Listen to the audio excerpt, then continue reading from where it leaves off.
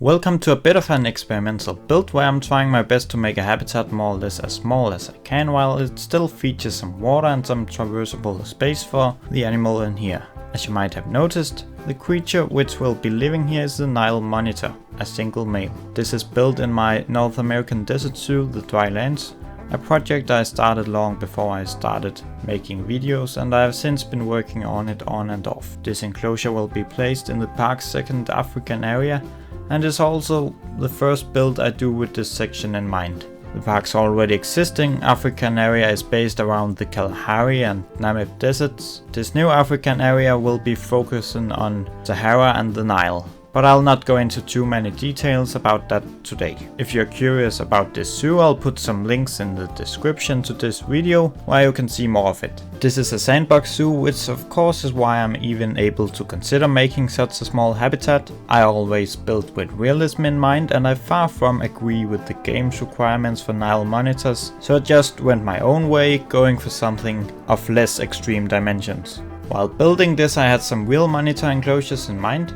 I don't really remember seeing Nile monitors before, but I have seen many other species of monitors in zoos over the time, as well as other large reptiles. Exhibits for these types of animals don't tend to be huge in real life, and even though I try to make it as small as I can, the result I end up with is still probably on the big side compared to real zoos. Especially because the hitboxes in the game makes it tricky to make it any smaller. I was also hoping I was able to make the water area a bit bigger than it became. I was struggling with this a lot, some of which I got out of the video, but in the end this was the most I could get out of it. Because of the staff gate and because I need path in front of the habitat, at least the waterfall could make it appear a bit bigger. The hitboxes for the monitor were quite a challenge in this tiny space. Every time I placed something in the habitat I had to check the heat map to see if I messed up something. I would also like more logs and more height levels inside of the enclosure, but it wasn't possible as long as I wanted the monitor to be able to go into the water. So in the end the habitat ended a bit emptier looking than I wanted it, but that was a compromise I had to go with. Since the zoo is placed in a warm climate, I didn't want it to be a completely closed building. I both had to make it possible for people to see the animal up close, but also to make sure it was safe and able to keep a large lizard inside. Therefore, I ended up using a lot of glass and mesh pieces. It gave it a quite unique design, which looks a bit like a mix of an aviary and a terrarium, but that will all be visible later in the video. This is actually my second attempt at making this enclosure. I did finish up a similar build before doing this one, but I wasn't really happy with how the building itself turned out, so I gave it another go, which is what you are now looking at. And this time it seems to fit the style of the park much better. I built this more than a week ago from when this was uploaded, since I didn't have time to finish this video before going on holiday. And after coming back I had a new look at this enclosure and ended up detailing it some more, which you might notice in the final cinematic shots. I also worked a bit on the surrounding landscape. The plants in this part of the park consist of a lot of native North American desert plants, but there have also been planted some African species to make the area feel a bit more exotic and thematic.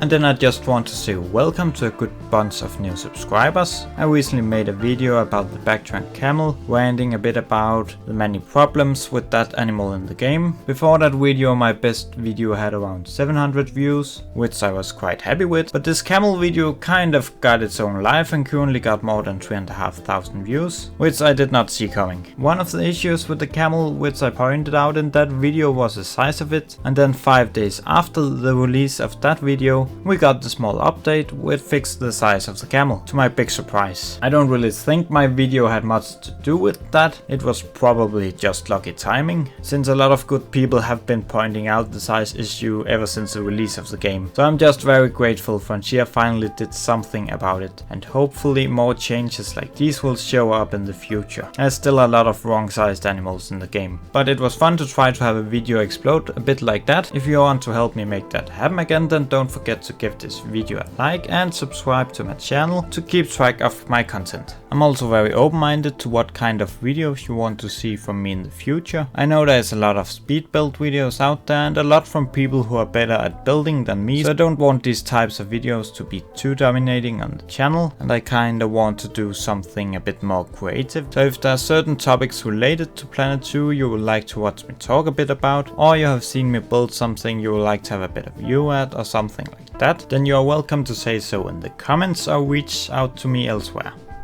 I do still have a decent idea of what I want to do with this area, but some species I'm not fully decided on yet, but I think a good bunch of new animals will find their way to this section of the park. If this will be the next thing you'll see me work on in Planet Zoo, I don't know yet. Part of me kind of want to work on a completely new park, even though there's still a lot of work to do in my 2 ongoing projects. And I should maybe try to finish up something for once. So you'll have to wait and see what I feel motivated for. It could also be interesting to try and do more of these more realistic sized reptile enclosures in the future. I would especially like to experiment with it for the caimans one day, since I haven't played around with any of them yet, but they don't really fit the theme of any of my parks at the moment. I hope you enjoyed this tiny habitat build and that it could maybe inspire you to try and do something similar. You can now see me adding some of the last details I recorded, but don't forget to check out the result in a moment, where the building has been detailed some more and been tied better in with the surroundings. Thank you for stopping by the Drylands today.